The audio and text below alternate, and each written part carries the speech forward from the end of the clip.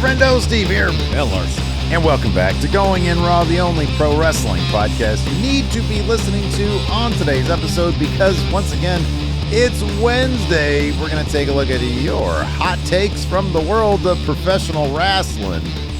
And then we're going to react to them. We're going to give responses to these hot takes. I wish my coffee was as hot as these takes, but this is... I'm down to the last little bit. It's mainly just backwash. It's not terribly appetizing sounding. I still have about a half cup here. Not cold, not super hot, but good enough. Anyways, let's kick things off with Mighty Kurukiba. Looks like it. Says AJ should beat Gunther at the Rumble. This would give Gunther something to chase throughout the year. The story would be the one that got away and may eventually lead to a proper retirement match. Okay. Should Gunther take that L? Look at that. At the Rumble. Man. How about this? Let's pose it this way. Let's go back to Unreal when they were talking about putting the U.S. title back on Chelsea. Yeah. So the question was, that Triple H posed to Creative. Mm-hmm. Who are they going to feud with? What's next for both of them? Should AJ get that win? What's the destination for AJ? Where is he going to retire? What show? And what time of the year in 2026 is this going to happen? And what does Gunther do in the interim?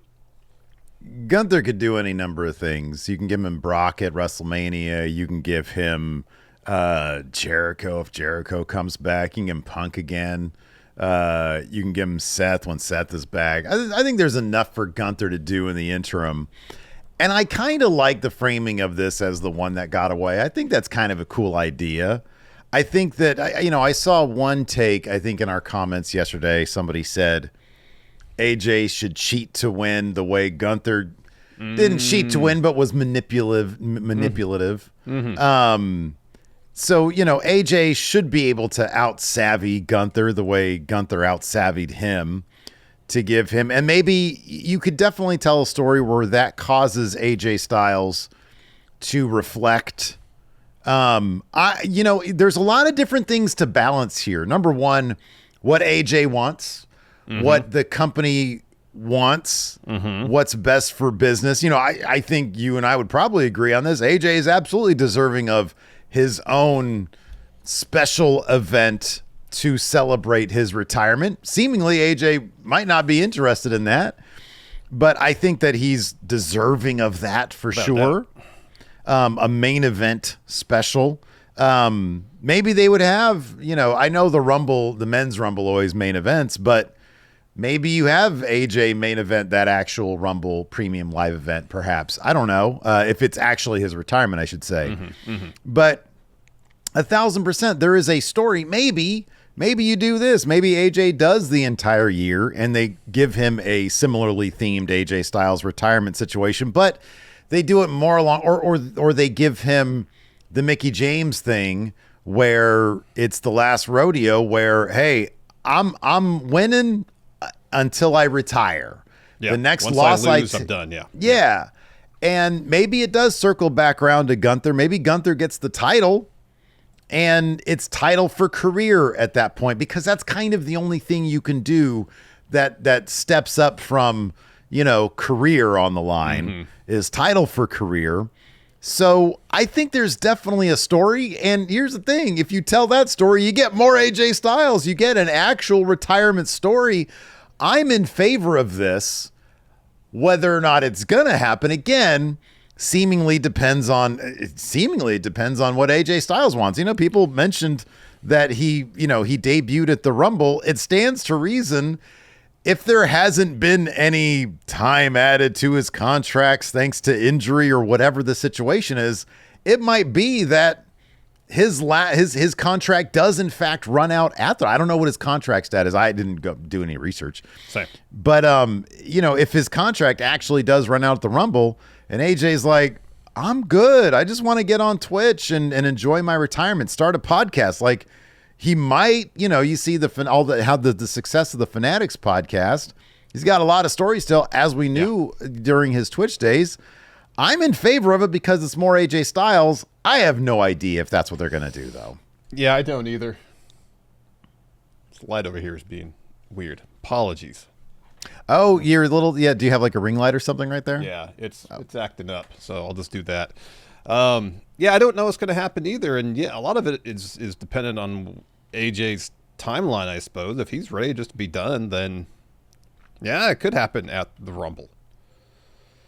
Regardless of contract situation, if he just wants to retire, it'll happen. There's a nice symmetry to him debuting at the Rumble 10 years later, retiring at the Rumble. That might be appealing. Like, the only knock I can think about it happening at the Rumble, it just seems kind of abrupt. Somewhat. You know? But maybe that's what AJ wants it to be. You know? Not necessarily abrupt, but just kind of within the normal course of business on Monday Night Raw.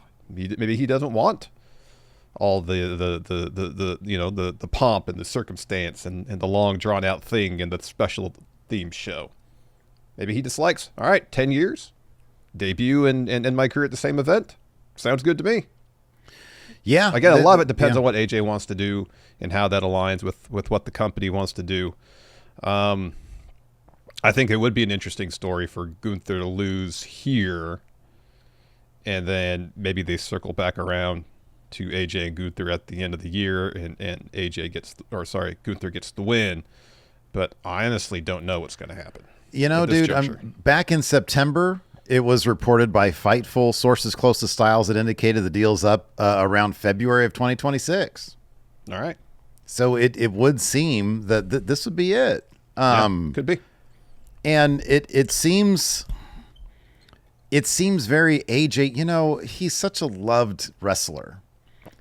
But it seems like, I don't know, it just has the feel of a very AJ Styles thing to do. Hey, you know what? It's up in February. I don't care wrestle. I've had WrestleManias. I've done a million of them. I don't need my own Saturday night's main event the way Cena did. And that's what sort of put him, set him aside. That's why everybody loved. He was champion for a year. Nobody ever thought AJ's getting shoved down. Nobody's ever said AJ Styles. Everybody says more AJ Styles. Yeah, we want more AJ Styles. More AJ, please. So it's very, very in keeping with the guy. We had the pleasure of meeting him and interviewing him, I don't know, 8 years ago or whatever it was. Something like that, yeah. And he just comes off as the most down-to-earth guy. Yeah. So, yeah, I guess this is probably it. Yeah. And for AJ Styles fans, that's a bummer. I would love for them to convince him, hey, stick around for a story we can tell.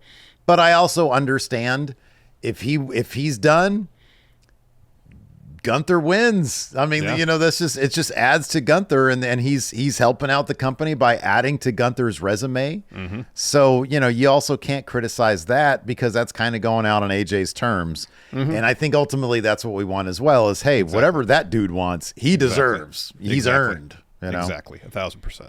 Yeah.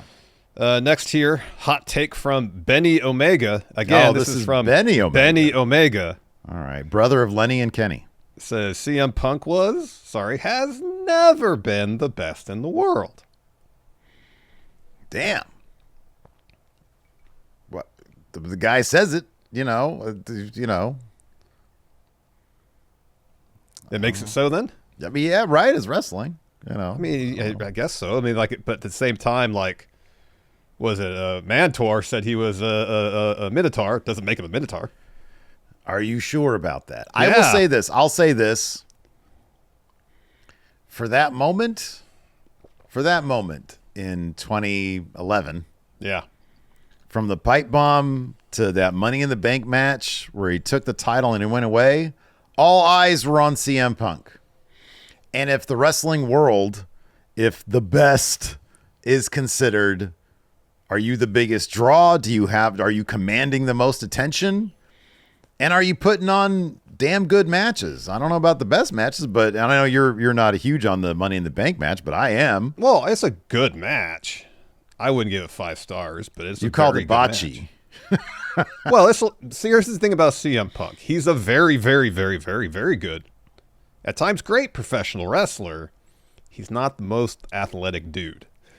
No, but sometimes I feel like when and credit to him for trying things that maybe he's not like he's confident he could pull it off, but the issue is sometimes it doesn't come off crisply. You know, I'm not talking about setting things up like a fight so it's purposely sloppy in that respect. I mean pulling off moves correctly and whatnot. And I'm not even just talking about when he tried to do the buckshot lariat against That's the Page first like thing that 3 comes times. to mind. Yeah. I know.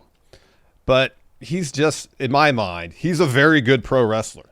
When you And he's he's in terms of all around the total package, if you will, in terms of promo and charisma and presentation, wrestling. Yeah, he's a great pro wrestler.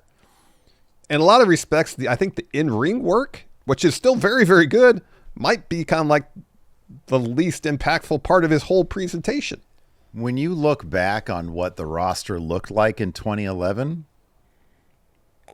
granted they had Daniel Bryan on the roster, Yeah. but it was like him and Punk were kind of the only two guys at a certain level bringing that sort of Ring of Honor type wrestling to WWE, which was unlike anybody else. And I think there's a lot to be, and that's why I gravitated towards them. I will say this. In terms of branding and presentation, to me personally, he's oftentimes been best in the world because his design, the design he's always had for his merchandise, Yeah, it's been great. for his attire. You add the 3 theme songs that he used prominently during his career, and they're all bangers. They're all really good, yeah. They are way up there. He's always had good Trons in WWE. He's always had good Trons in WWE to this day when Trons are like, dog shit generally. His promo work. It's great. I mean, dude, I don't know. Best in the world is a wild tag, but in 2011, for my money, he 1,000% was best in the world. Now, I was not paying attention to anything else back then. I didn't know what the hell was going on in New Japan. I don't think they were doing pretty well in New Japan. I think it wasn't until a couple of years later when Tanahashi was really coming up. Yeah, it was around that time frame, 2011. Okay. When Tanahashi was really coming up. And, obviously TNA with AJ and Joe and Christopher Daniels and Kazarian. Yeah, but wasn't 2011 when Hogan was there? Oh, yeah, probably. Was it Bully there, too? Well, that's a positive. All right. Bully Ray, best in the world, according to Steve. I think a case could be made. I think that, but for in 2011 when all eyes were on him, yeah, I think you could say that. At least I could. For what I was watching, I could say that, but it's all subjective. It is absolutely. But yeah, he was exciting back then, man. Yeah, he was. I think he had that chip on his shoulder back then, and what he was doing seemed urgent and relevant. Because he hated things backstage. He did, and that translated it does, on camera, where he gave Triple H cry face several times. Yeah. And yeah, from the promos, from the presentation, the charisma, all that. Yeah, you could easily make the case top 10 ever in those regards. And he's a very, very good professional wrestler. But if we're just talking about in-ring work, no, I don't think he's ever been the best in the world in terms of purely in-ring. In 2011? Yeah. I mean, Daniel Bryan was in the company. Exactly. So if you're talking about number one, but that's the thing, man. It's like for me, the in-ring stuff, that's always simply one part of the equation. When somebody says 100%. I'm the best of the world in pro wrestling, it doesn't mean I'm the best in-ring performer. Otherwise, they'd say that. But yeah, I'm just trying to do something. Has a hot take. Says the Finn push is finally coming. Yeah. So, I don't know. After losing to Phil, I don't know what the fate of Finn Push 2026 is. If the whiteboard and Unreal was to be believed, he was going to have a match against Dom as Demon Balor for that Intercontinental Championship at SummerSlam.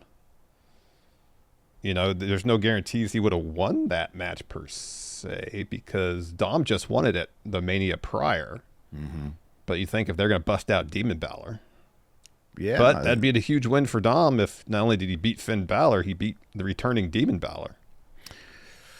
Yeah, dude. I think that's a strong piece of evidence that they do want to roll. Let me ask you this. Mm-hmm. What is the floor in terms of success, prominence, featureability for what you would consider a push? I mean, I think the baseline is you have to win. You have to win matches. Don't you have to win a feud? I would think so. I think you have to win a feud. I think that the building blocks of a push are increased TV time, involvement in feuds, probably with higher profile wrestlers than you've been feuding with in the past, wins. Yeah, sure. Winning those feuds. Definitely, yeah. And with the idea that it would eventually build up to championship of some sort. Yeah. I think that would be the idea of a push. Yeah, yeah. I think if he enters into a feud with Dom and wins the Intercontinental Championship, I think we could all look at that as certainly better than he got last year when he was supposed to get a big push.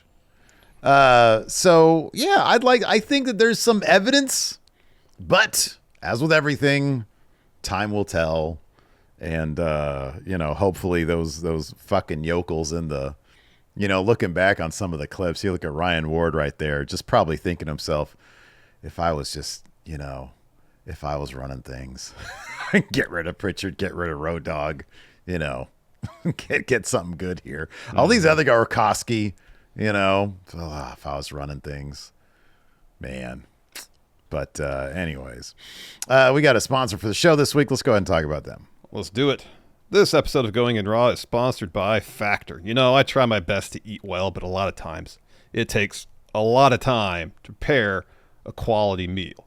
And this doesn't mean to say anything fancy either. Just the other night, it took me almost 90 minutes, an hour and a half, to just make some chicken and some roasted sweet potatoes. Yeah, man. Same here. I tried for a while to make healthy meals every night, but then realized that wasn't going to happen because some days I just don't have the time or energy to make it happen. Yeah, well, Steve, Factor doesn't ask you to do meal prep or follow recipes because their meals are already made by chefs, designed by dietitians, and then delivered directly to your door.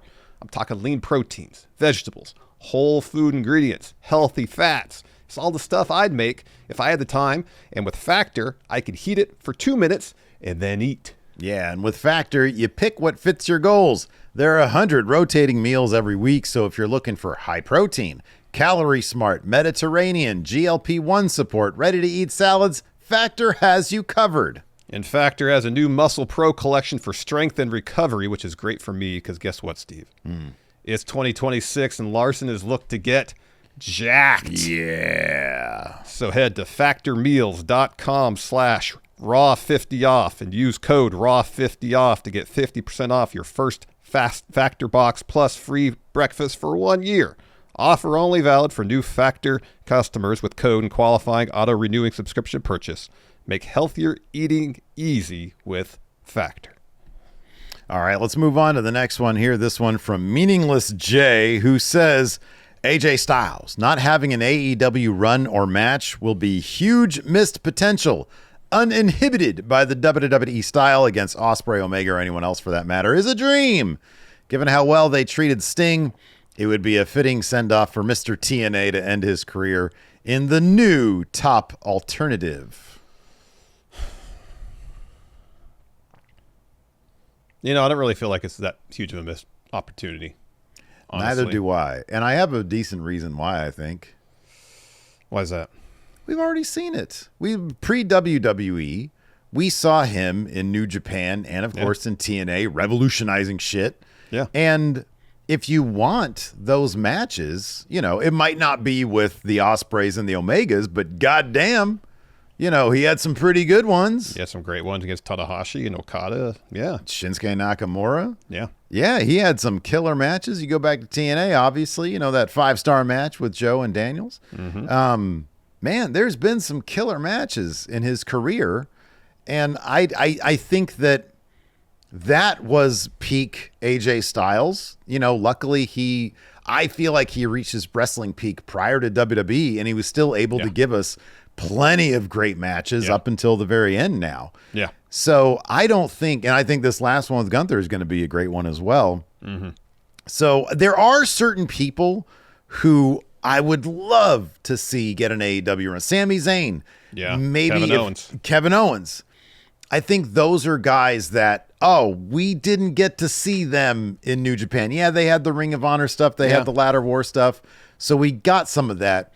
but I feel like those guys still, I would love to see them in AEW. Yeah. I don't Seth think it's going Rollins to even. happen. It'd be interesting to see Seth Rollins mix it up with Kenny and Ospreay Absolutely. and Swerve and Hangman, you know? Yeah, no, for sure. I think that's a good option. But yeah, I think AJ, we saw, boy, that last run in New Japan, especially, some real bangers. Yeah. So I think we're probably good. I don't think it's that big of a deal. No. Next here from John J. Tries says, there is too much pro wrestling. Oh, shit. Says, I don't know if my age is creeping up to me, but it's getting harder to follow the product. For WWE alone, there is Raw, SmackDown, NXT, and Evolve on a weekly basis, a Saturday night's main event here and there, plus a monthly PLE, not to mention the overwhelming amount of content on socials and shows like Unreal. Then you have to consider Dynamite, Collision, Ring of Honor, TNA, New Japan, Stardom, and independent promotions. It's hard not to be overwhelmed when I should be thrilled at the amount of options. I'm glad you chose this one because I feel like an intervention is necessary. Because, look, obviously, this guy is saying age is creeping up. Larson, age done crept up on us a while ago. What are we, Steve? Approaching 50. Yes. I can confidently say this, John J. Tries.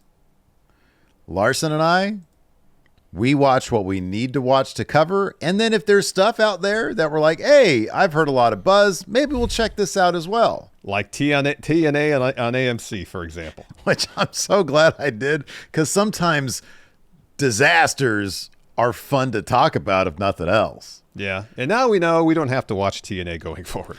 Now we know we don't have to add that to our schedule. Dispel theirself of the notion that's something we have to cover. But, John, you ain't got to watch it. But number one, I don't even know why you're even referencing Evolve. Steve did the work for you. I tried watching that like a couple weeks ago because I was like, hey, what's on Tubi? Some really bad movie. Bro, I turned on this movie on Tubi just because I was like, oh, you know, the reputation of Tubi movies. Yeah. Precedes itself. Man, there was a movie that was on there. I was genuinely shocked at how many elementary, basic film production mistakes, gaffes, and botches permeated. Literally, I'm not fucking being embellishing here. Every scene. It was insane. Absolutely nuts. It was crazy. I was like, what is happening? What do you have to do to get a movie on Tubi?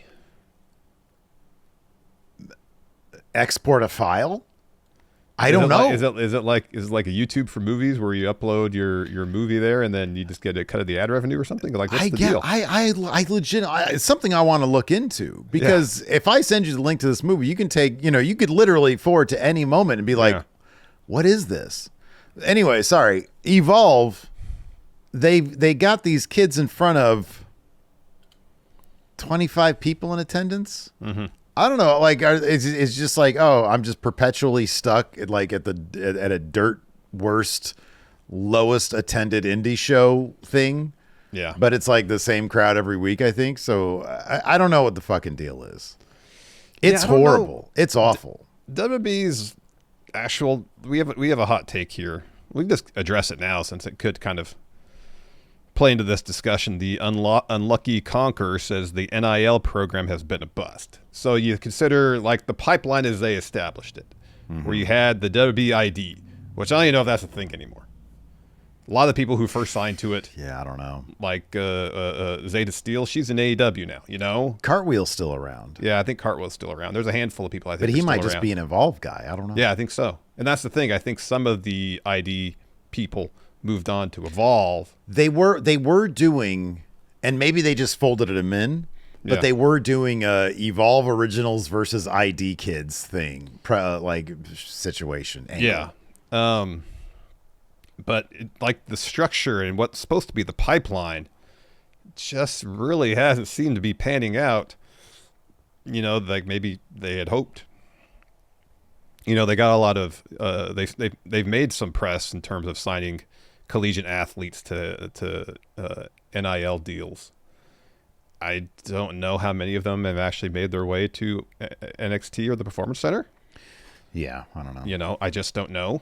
So yeah, it's a weird situation where they have this pipeline that they want to try to establish to bring people in, literally from the ground floor, collegiate athletes, whatever the case may be, people who may not have a ton of wrestling experience, if any, and develop them all in-house. I think that's obviously the primary goal of the Performance Center. Sure, yeah.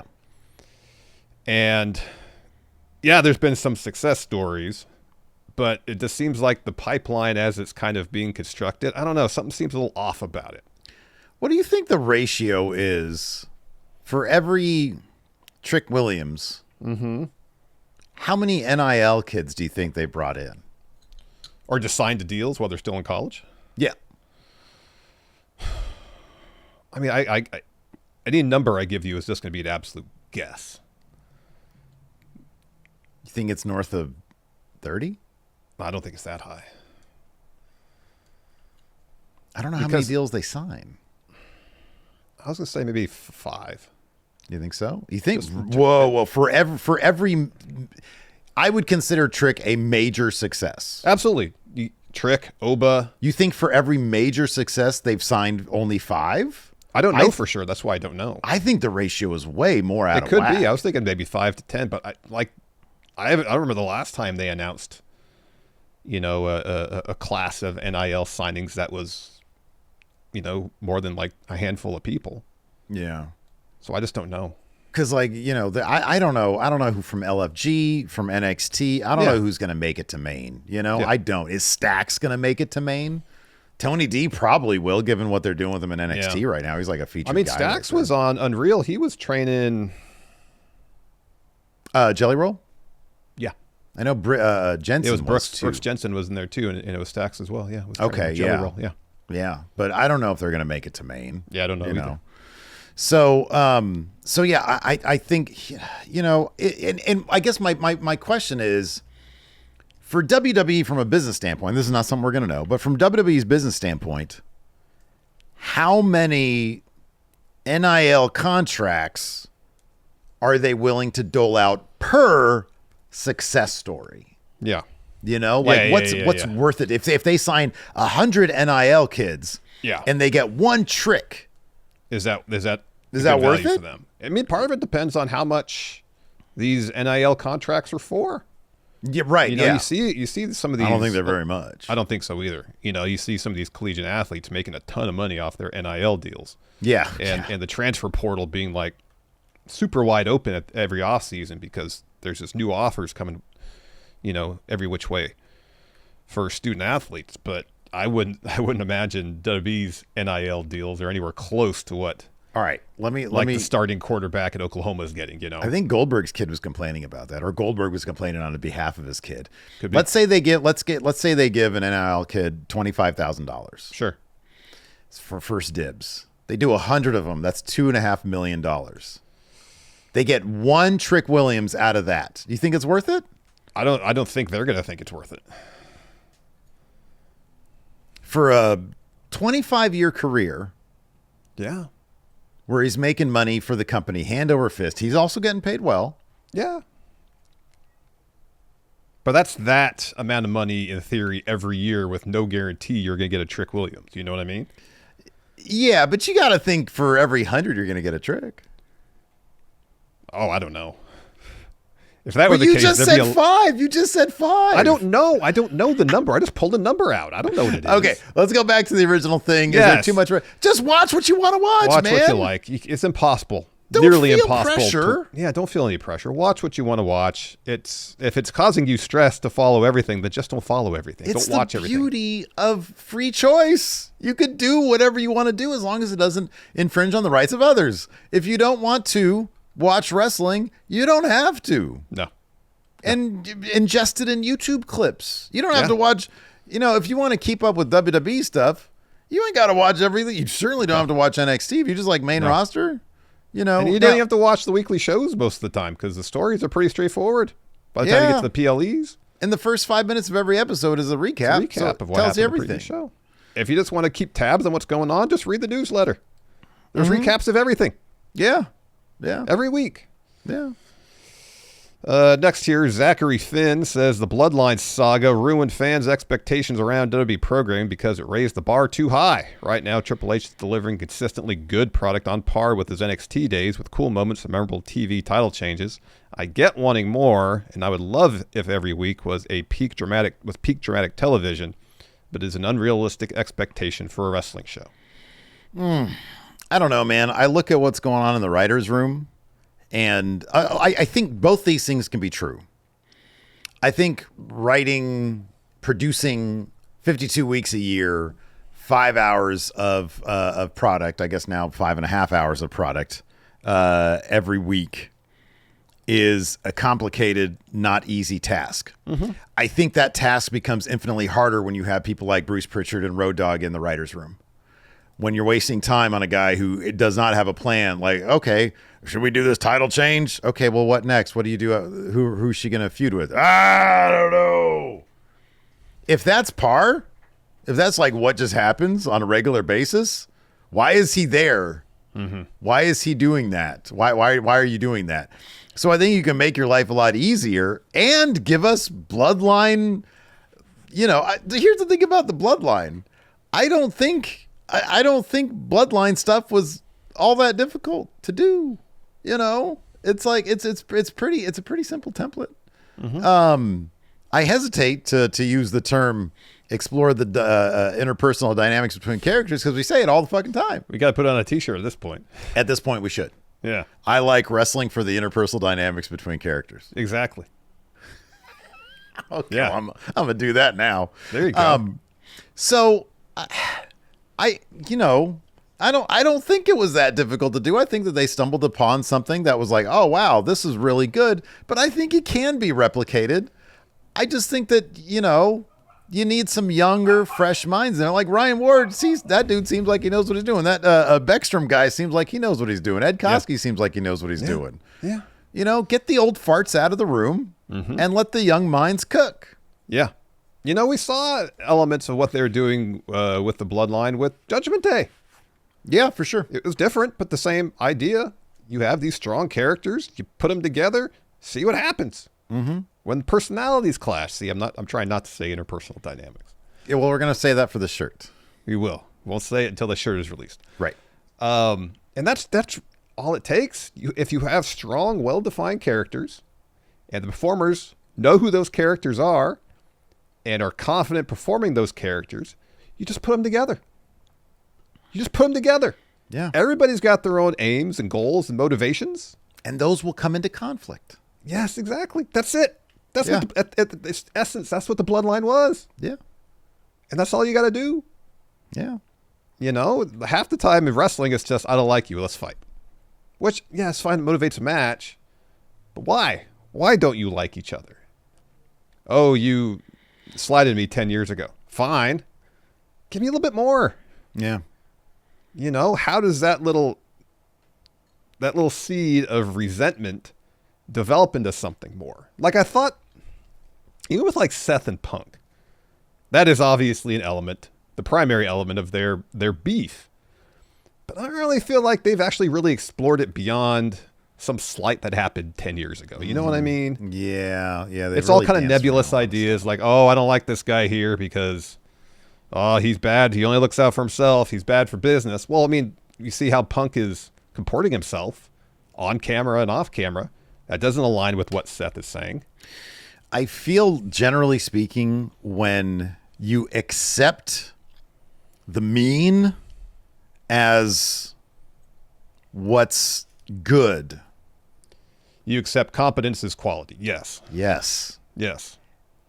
As opposed to understanding that quality can actually be quality.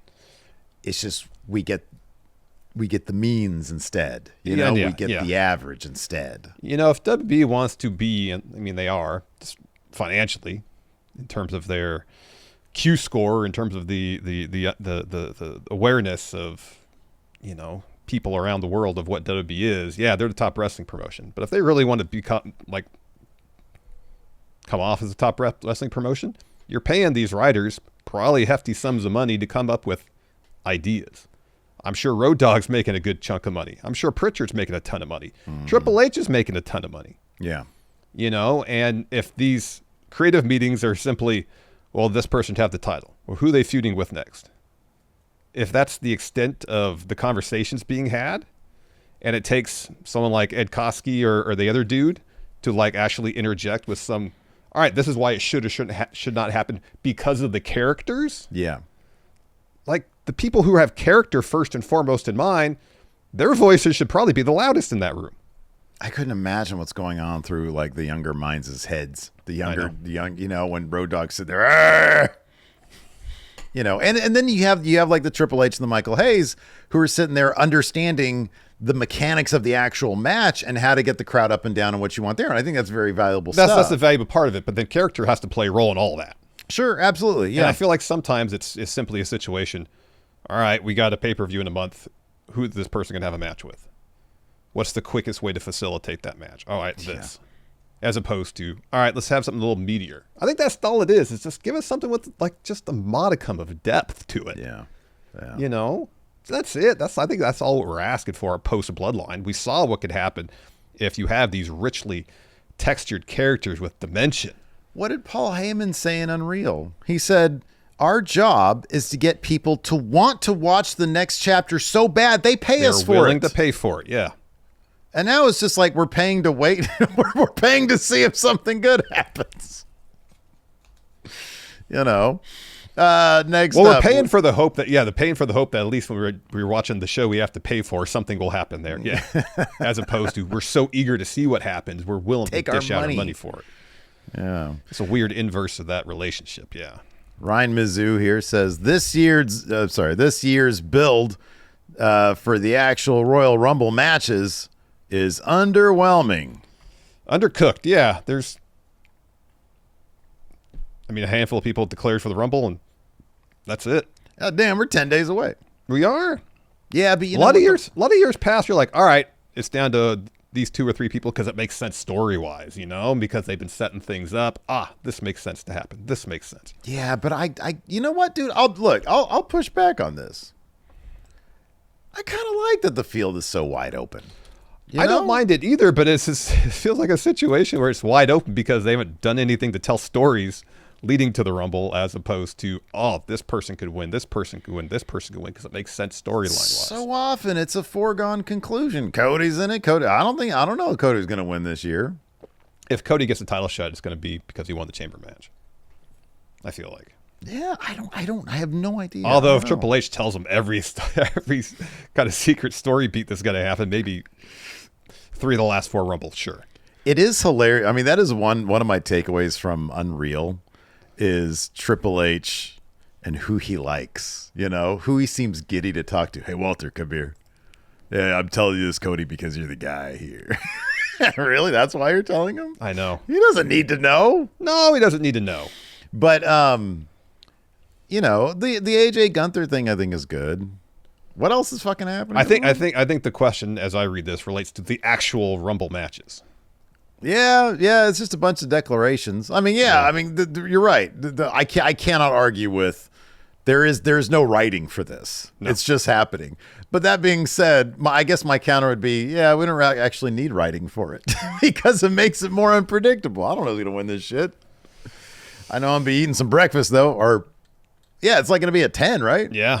Nice. Yeah, morning Rumble. Have some McGriddles. There we go. Well, see, we can segue to this conversation. Matt Mormon here says, surprising Rumble winners lead to bad WrestleMania builds and or matches. They make for cool moments, though. Like when Shinsuke Nakamura won, I was like, what? Didn't see that happening. And then it was like, the match kind of sucked. But that was a really cool moment. Gave a lot of promise. And if they nailed the Mania match, it would have been cool. Yeah. Yeah, so much of it's just bad follow-through as opposed to surprising Rumble winners per se. When's the last time we had a surprising Rumble winner? List of Royal Rumble. Edge? Did we expect Edge to win it when he won it? I did expect Edge to win it when he won it. I don't even remember, to be honest. The year after he came back, he won it. Yeah. Let's see here. We're on Rumble number 30. This is going to be 39. Let's see here. All right, so Jay was a surprise. Yeah, Jay was year. a surprising Rumble winner. Yeah, And that build was not great. No. It was just Gunther beating up on Alpha Academy. Yeah. They kind of splintered off and feuded with other people. We had Cody 2 years in a row. Yeah. Which both had really good builds and really good matches. Yeah, that made sense. Brock was Brock a surprise in 2022? I don't remember. I don't recall either. You got Edge the year before that. Drew McIntyre was a surprise. That's kind of different because it was the COVID year. But the Rumble wasn't during. That was pre-COVID. No. I know, but if the idea is the build to Mania sucked. Yeah. I mean, COVID happened. Yeah. The match, was terrible, but that was COVID. Rollins in 2019, I think that was not surprising. No, I think we saw that coming. Yeah. Before all that, I mean, Triple H, I think we all predicted Triple H in 2016. Yeah. Didn't we? Yeah. Did we? Yeah. Yeah. Boy, Dean should have won that. Really should have. Yeah, he should have won that. We should do a count out of people who should have won the Rumble. I think we've done that before. We've done that, I think, several times. Let's see here. Art Guy 412 says Asuka should win the Rumble. Ooh, Asuka versus Stephanie Vaquer. Be a great match. That'd be sick. It'd be great. I'll never argue against Asuka winning the Rumble. No, I wouldn't either. She was the first Rumble winner, wasn't she? Mm-hmm. Yeah. And then went on, lost to Charlotte at WrestleMania. I think with the women,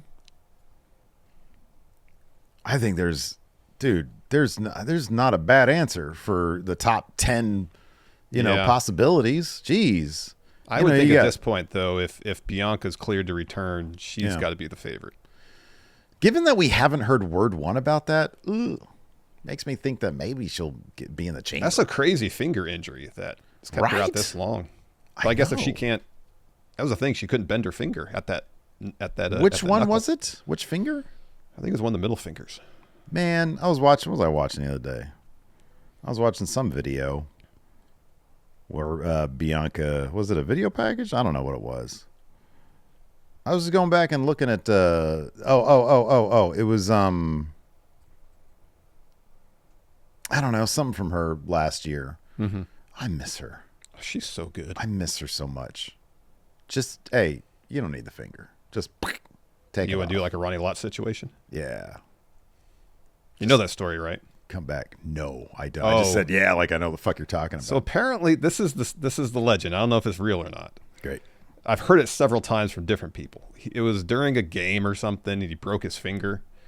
And they're like, well, you broke your finger. You're going to be out for these number of weeks. So he cut his finger off. Jesus. So he could play right away. Man, just wait a couple weeks. Well, I mean, like the NFL season's relatively short. There's only 16 games, I guess. You missed two. That's a good chunk of your season. There was a dude that I was at the bar I used to hang out with 20 years ago in Lancaster. And there was a guy that was like, yeah, man, I was there's like he worked at a Lockheed because Lockheed was nearby. And he was like, I was doing my job on the factory line or whatever it was. Yeah. And then they brought in like this group of kids, a part of a field trip, and he got distracted apparently. And then he lost this one. $200,000 for this guy right here. Oh my gosh. Would you give this up for $200,000? Well, I mean, if it's a situation where there was like no real choice, then because if you keep it on, it doesn't heal. That could lead to other health problems. So yeah, right. $200,000. If somebody was just like some mysterious man with a briefcase. I don't want a situation like Jose Canseco where he got like a finger reattached and he was playing poker and it fell off. Oh. So apparently the story about Ronnie Lott is not as crazy as I thought. So it was just the tip of his pinky, and it was during the off season. Well, he just ruined it. Yeah, the Canseco one was disgusting. I think I remember seeing pictures of that. That's horrible. He tried to sell it on eBay. That's golly. People are fucking weird. Blake Whitehouse here with a hot take says winning the NXT championship sets up a person's main roster career for a failure. Less than 20% of the wrestlers that won that title won a world championship after winning it. I guess my retort to this is what percentage of people who didn't win the NXT title went on to win a world title? Yeah, that's a good point, actually. That's a good point. Because it was like, all right, if you don't win the NXT title and you have a 20% chance of becoming world champion. It's nowhere near that high. Yeah, if you don't win the NXT title, if you're in NXT at any point, you don't win the NXT title, your odds probably go down to like 0.3%. Yeah. Yeah. I'd rather take the 20%, man. Yeah. Like, I don't think it sets you up for failure at all. I think it, at the very least, it sets you up. Like, what's worse is not winning a title in NXT. Yeah. How many people that you can think of that spent significant time in NXT? So I'm not talking about Roman, who wasn't in there very much, or Dean, really, who wasn't in NXT. I know they were in FCW, but not in NXT a whole lot. How many people that you could think of that were huge stars on main roster that did not win the title in NXT? There's Bray. He was never NXT champion. Bianca was never NXT champion.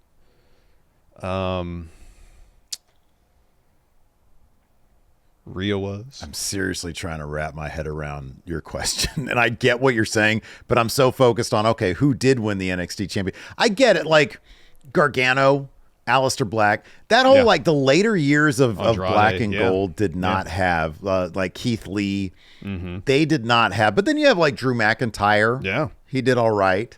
Well, you have Bob Roode, who was champion forever, and then they didn't do anything with him on main roster. Nakamura has never won the world title. It did get to a certain point. Like, you can also look at those, but you can also look at those names and say anybody'd kill to have those careers. Yeah. Anybody'd kill to have Aleister Black's career, Johnny Gargano's career. Keith Lee's a different situation because I think they were going to do things with him. But yeah, I think that you definitely want that on your resume. I think you definitely want that on your resume. I think you'd rather have that than not. Yeah, for sure.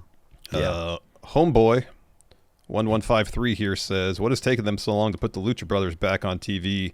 The tag team division needs them bad. Well, if you've seen Unreal and hear Paul Heyman speak effusively about Penta and how huge he can be and how over he is organically, they're not getting back together anytime soon. That ain't happening. No. And I kind of called this. They see star potential in Penta. I called this shit, man. I called this shit because Penta is that guy. Penta is that guy. And I hate it. But like to this day, I'm like, wait, who's doing that? Phoenix or Dragon Lee? You know what I mean? Like, I hate saying that.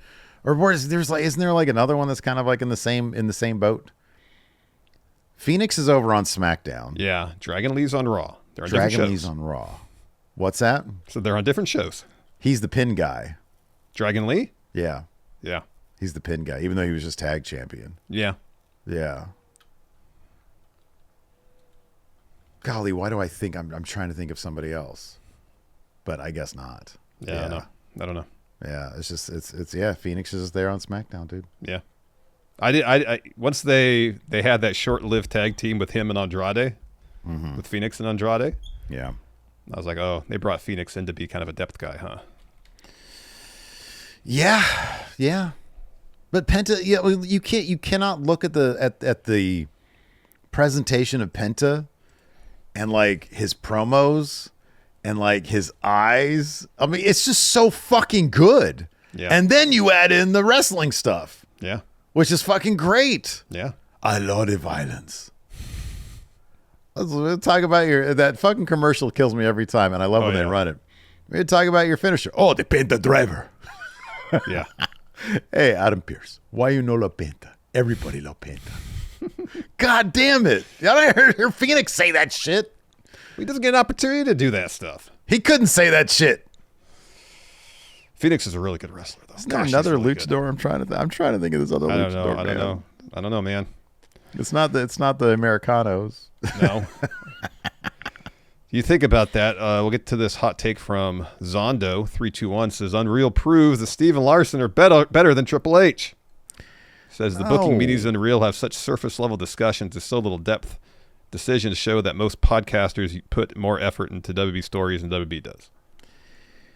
I could never do what Triple H does. Let me ask I couldn't do what I could do what Road Dogg does. Yeah, I could do this.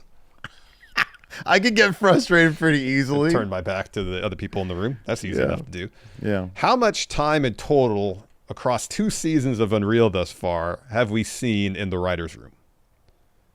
Of the 10 hours so far across 2 seasons. Conglomerated.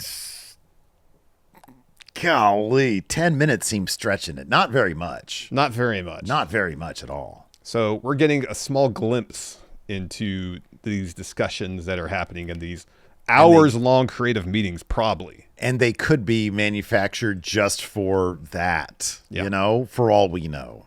Yeah. Which is wild that they would... If I'm Road Dogg and they're doing, I'd be like, why do I look like why are we setting this up to make me look like an idiot? And the producer just says to him, "Oh, you didn't know?" And then they all laugh. Yeah. Road Dogg's still like, that's not an answer. But don't cut me off. I'm about to get angry. So Triple H I don't know. seems so exasperated by that shit on his like little Zoom window with his blurry background. Oh my gosh, he just seemed like after 3 hours of creative meetings, he's just done with it. He's got no ice in his cup to chew. Why would he do it? He seems so indignant. Why would he do that? Why would he want to do that? I know. I don't know. I don't know. Yeah. So I don't know. I wouldn't base what little we see in Unreal as like the full breadth of these creative meetings and the nature of the discussions that happen during them. Look, man, in their defense, the easiest thing to do is sit here jawing with my best friend about what stories we'd love to see and the interpersonal dynamics between the characters. That is so fucking easy. The second I would sit, I would be, you know, they would sit me down. You know, it wouldn't work. I've heard so many good things about, for example, like Rob Fee, who we, you know, had a great time sitting with. But I think that dude did like writing beforehand. Yeah. Like, I don't know. I think that, you know, us and other podcasters, we could sit here. And that's why Larson and I take a lighthearted approach to this stuff. I don't think for a second that I could cold go in there and be like, this is what you should do. And then all of a sudden be fucking awesome. It doesn't work that way. No, it doesn't. How many, after saying interpersonal dynamics 3 times, they'd start laughing at that phrase every time we said it. What? Triple H's like, what do you keep saying interpersonal dynamics? Why do you keep saying interpersonal dynamics? Look, man. Yeah, they start ribbing us immediately, so. Yeah, I would be bullied the fuck out of there. Yeah. Yeah, it wouldn't work. It wouldn't work.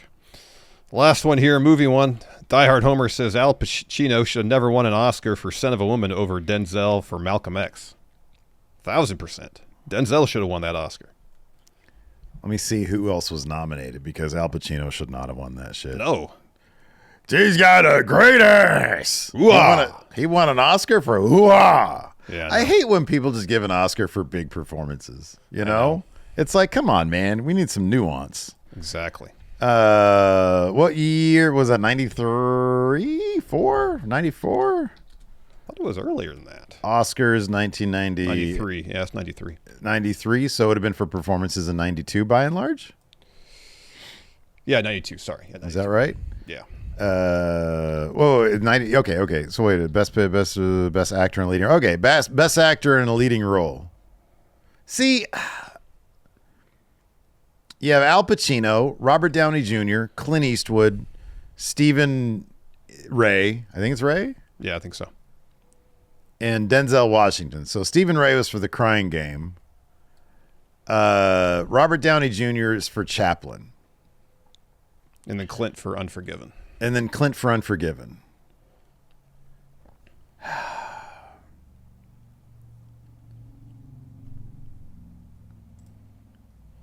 I mean, I don't remember. I think I remember watching The Crying Game when I was like, you know, at that time. But I don't remember much about it besides when the hog was revealed. So I don't remember his performance. But I don't know if Denzel really stretched all that much for Malcolm. Al Pacino was yelling. I remember I saw Chaplin, I think, in the theaters. I don't think Robert Downey Jr. did anything overwhelmingly different than what he could usually do. I like performances that are like, God damn, how did he do that? Yeah. And Clint was just Clint. He shouldn't have even been nominated that year. Yeah, I know. I'm surprised Tom Cruise didn't get a nod for A Few Good Men as Best Actor in a Leading Role. That's surprising. I'm not saying he should have won at all. Yeah. Well, part of it, too, is like you look back at the other performances that Al Pacino was nominated for. Nominated in 73 for Godfather, Best Supporting, and then in 75 or 75 when Godfather 2 came out, Best Actor. He had a nomination for Serpico for Dog Day Afternoon. Yeah. Didn't win for any of those. Yeah, and on top of that, he was also nominated for Supporting that year. So this was like that. This was like, hey, he did all this shit. I will say this: there's probably something about, and I don't even know if I ever watched Son of a Woman. I just seen clips. Oh, I've seen it. He plays a blind guy, doesn't he? That's especially when you're like a method dude. I'm sure there's probably something a little like, oh, that probably wasn't the easiest thing in the world. Maybe. Yeah, maybe. So I don't know. I'd have to see The Crying Game again to give my official opinion on who should have won that nominated year. Yeah. So yeah, I don't know. I'll have to push on that one. I'm not as well educated in those movies. But I guess of the two options, which the question is asking. Yeah, Denzel's great. But was he just doing Denzel as Malcolm X? Did he transform himself? I don't know. I was trying to see what other maybe great performances of 1992 weren't even nominated. I mean, yeah, that's why I'm looking at Best Picture. You had Few Good Men, Howard's End. Which one was that? Who was in that shit? It was Anthony Hopkins was in that. What's her name? Helena. Look at this lineup of women in this movie: Vanessa Redgrave, Helena Bonham Carter, Emma Thompson. Jeez. Yeah. I have a hard time with that name too. Trying to remember it. The Player, Altman's The Player. That's a great movie. Tim Robbins is the lead in that, right? Yeah. But was that more of an ensemble? I never seen that movie. Yeah. It's more of an ensemble. I mean, Tim Robbins is good, but yeah. Put him up there with What's Passion Fish? That looks like it's a heavily That's a John Sayles movie, isn't it? Mary McDonnell and Alfre Woodard are on the cover of that. Is that the John Sayles movie? Yeah, it's a John Sayles movie. All right. I never saw it. Yeah, I'll be honest with you. In terms of 1992 being a year for movies, not the best. Then you get to 93 and look at these nominees: Schindler's List, powerhouse movie; The Fugitive, In the Name of the Father. Oh shit, that's got fucking Daniel Plainview in it. Yeah. The Piano. I've heard good things. The Remains of the Day. Those are all heavy. Oh, that's a fucking period piece. That's probably a snooze fest. Oh, man. And then fucking Philadelphia wasn't even nominated for Best Picture that year. That's wild. And Tom Hanks won. Look at this fucking lineup here. Tom Hanks for Philadelphia. Yeah. Daniel Day-Lewis for In the Name of the Father. Lawrence Fishburne to play Ike Turner. That was a role. Oh, my God. Terrifying. Anthony Hopkins for that snooze fest Remains of the Day. And then Liam Neeson in Schindler's List. Oh, my God. Yeah. How do you choose that? Yeah, that's a loaded field right there. And then look at this shit the next year. Mama always said, live like Box Dogland. You have Tom Hanks winning for Forrest Gump over Morgan Freeman in The Shawshank Redemption. And the Crane. Who else was nominated? Went through that tunnel of shit. Who's this? Nigel Hawthorne for The Madness of King George. Snooze fest. I remember that. I didn't see it, but I remember that movie. Paul Newman, Nobody's Fool, probably a Lifetime Achievement nomination. John Travolta for Pulp Fiction. Well, Paul Newman won for Color of Money. What the fuck? John Travolta got nominated for leading and Samuel Jackson got nominated for supporting? That's some racist bullshit because Sam Jackson carried that shit. Yeah, that's true. Are you kidding me? That's horrible. And then he lost to Martin Landau for Ed Wood? What the fuck? That's horrible. Sam Jackson has at least 3 iconic monologues in that fucking movie. I know. That's nuts. Yeah. I will still, like, when we get to, like, when it's on Pulp Fiction's on Pluto TV all the time. Oh, yeah. If any of his segments are on, you cannot put the fucking remote down. No, you can't. You can't turn the channel. Absolutely not. Bruce Willis shows up. It's like, yeah, whatever. I don't want to see that GIMP stuff, man. That's horrible. I love that movie. That's a great movie. Though that's a tense fucking scene though. Boy, that's a tense scene. All that shit's good. Yeah, that's a good one. Now we're just talking about fucking Oscars right now. We are. Now we're in 1990, the movies of 95. All right, what do we got? Fucking Braveheart got the win. But interestingly, Mel Gibson was not nominated for Best Leading Actor. He was for director, though, wasn't he? And he won? And he won, yeah. Yeah. Over who? Who else was nominated for Best Director? Chris Noonan for Babe. Oh, Tim Robbins directed Dead Man. Oh, yeah, I remember. Yeah. Oh my God. That's a good movie. He wasn't Tim. Oh no, that was Sean Penn starred in that one. And Susan Sarandon were in that one. Yeah. And Sean Penn was nominated that year. And Eddie Vedder did a couple songs for the soundtrack. Yeah, Mike Figgis for Leaving Las Vegas, which Nick Cage won for that, and he should have. Yeah, that movie was rough. Yeah, it was. And then Michael Radford for Il Postino, the Postman. And that dude Massimo Troisi. Oh, he passed, and he was nominated. Okay. But he still lost to Nick Cage. Richard Dreyfuss for Mr. Holland's Opus. Jesus Christ, he shouldn't have been nominated. Kevin Spacey won that year for The Usual Suspects. Kind of a weak class for the Best Supporting that year. Yeah. Yeah, Tim Roth and Rob Roy, snooze fest. Brad Pitt and 12 Monkeys, which is a weird nomination. He was just being crazy guy. Yeah, no.